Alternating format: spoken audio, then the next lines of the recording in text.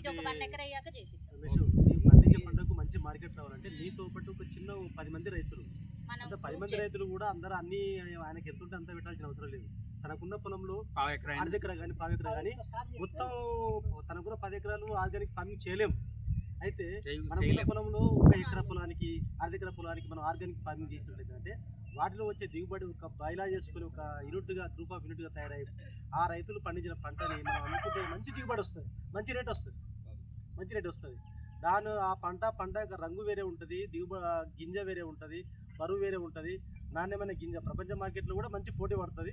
అదొకటి మన ఏరియాలో మార్కెట్ లేకుండా ఇట్లా వనపర్తిలో కానీ టౌన్ ఏరియాలో బాగా ఆసక్తి చూపి కొంటారు. ఆర్గానిక్ స్టోర్స్ కూడా ఉంటాయి, మంచి మార్కెట్ ఉంటుంది. నీ పండించే పంటకు నీ పౌడర్ చేసుకొని ఆర్గానిక్ టర్మరిక్ గా అమ్ముకుంటే అసలు చాలా లాభము. మీరు ఇప్పుడు స్టార్ట్ చేశారు ఎక్స్పెరిమెంట్ గా, కానీ కొంచెం మీరు కొన్ని రోజులు అయిపోయిన తర్వాత మీకు నమ్మకం వస్తే ఎకరాల్లో 1 ఎకర్లో వేసుకుంటే చాలా బాగుంది. ఈ ఆర్గానిక్ ఫార్మింగ్ మేడం ఉన్నట్టు 5 ఎకరాల ఆర్గానిక్ చేయలేదు, ఎందుకంటే శ్రమశక్తి కావాలి. శ్రమశక్తి అంటే ఇందాక లేబర్ శక్తి, శ్రమశక్తి కావాలంటే కష్టమవుతుంది. ఇంత పొలాన్ని మనం కలుపు చేతులతో తీయలేము.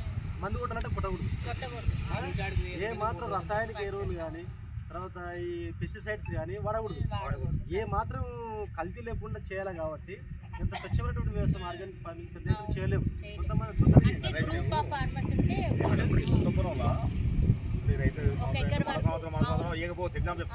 అంటే సొంత భూమిలో ఈ కలుపు రాకుండా ఫస్ట్ దున్నకం ఆ కార్యక్రమం చేస్తాం. పెట్టుబడి తగ్గుతుంది. ముందు నుంచే దున్ని కలుపు రాకుండా చేసుకుంటే నీకు పెట్టుబడి తగ్గుతుంది.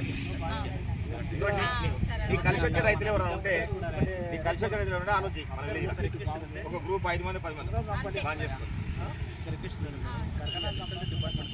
ఈ ఆర్గానిక్ ఫార్మింగ్ చేసే వాళ్ళకి టచ్లో ఉంటుంది.